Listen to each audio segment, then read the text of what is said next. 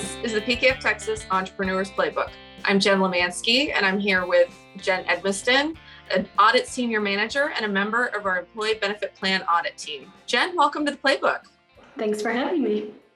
So EBPs, I know you get a ton of questions, but one thing that I'm wondering is when you're discussing 401k plans, you hear a lot of reference to plan documents and adoption agreements.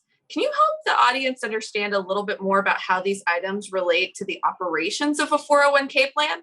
Yeah, so when you participate in a prototype or volume submitter plan, which are typically offered through plan providers like Fidelity, MassMutual, Prudential, there are two main documents that govern the plan, and those are the basic plan document and the adoption agreement. So the basic plan document is essentially the core of the plan, right? That's the document that gets submitted to the IRS for approval to be a qualified plan under the IRS.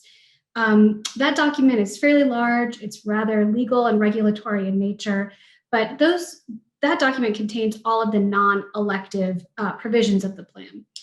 The adoption agreement is what is provided to each plan sponsor to, from there, make their specific elections to tailor the plan to meet their needs.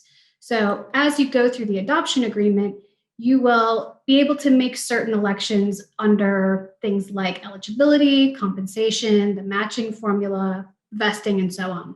When you go through the adoption agreement, you'll see references to the basic plan document, and that's where you'll find more information. So as an example, when you're looking at the adoption agreement and you see compensation, you can then see the reference back to the basic plan document where you can find the legal definition of certain things like W-2 wages, 3401A wages, or Section 415 wages. So Jen, can you give us an example of the importance of elections made in the adoption agreement and how they relate to the audit or plan compliance? Yeah, so if you've been through an audit before, you know that typically issues come up with things like compensation, eligibility, vesting, and so on. Those are all the items that the plan sponsor is electing in their adoption agreement. So for example, let's take compensation, and let's say that in the plan document, in the adoption agreement, the plan sponsor has elected W-2 wages, but they would like to exclude bonuses.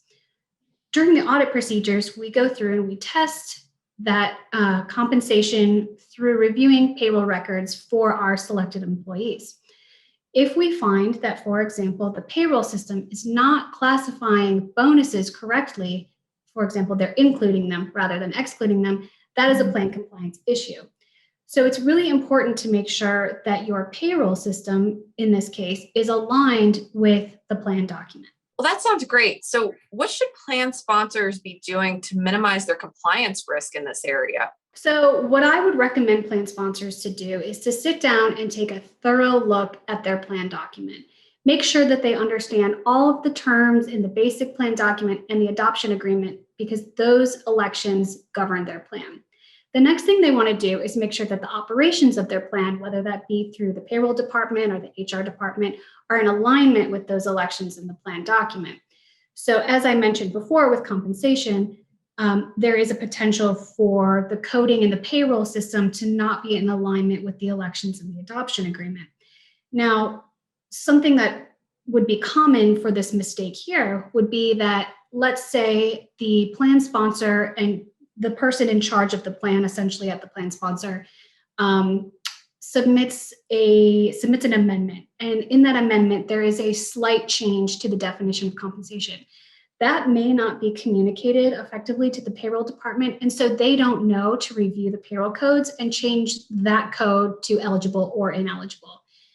The opposite could be true. The payroll department could add a new type of pay code, not be in communication with the HR department or the plan administrator, whoever that is, to really understand, should that new pay code be classified correctly as eligible or non-eligible compensation. So really, it's about taking the time to sit down, understand your plan, and then make sure that the actual day-to-day operations at the plan sponsor align with those elections.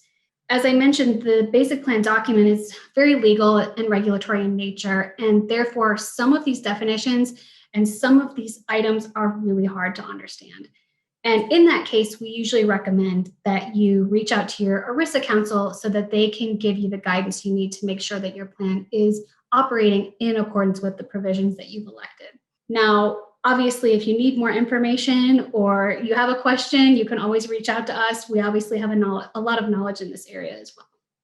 That's perfect. And one final question is for, company size. Usually it's 100 employees when it kicks them over to needing an audit of their plan, or should they be calling you when they have about 90?